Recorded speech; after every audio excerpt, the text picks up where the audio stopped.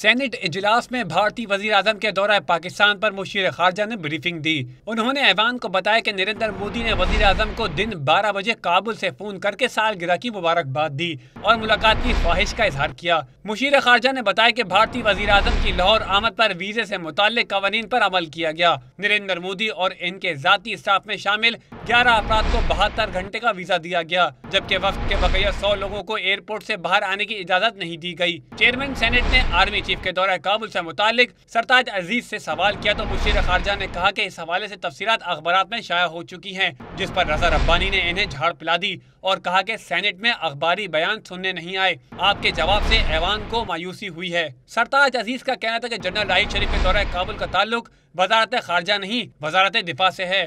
وزیر دفاع خواجہ آصف نے کہا کہ آرمی چیف سے دورہ کابل پر ایوان کو اعتماد میں لینا چاہتے ہیں اور جمعرات کی روز اس حوالے سے ایوان کو تفصیلات بتائی جائیں گی۔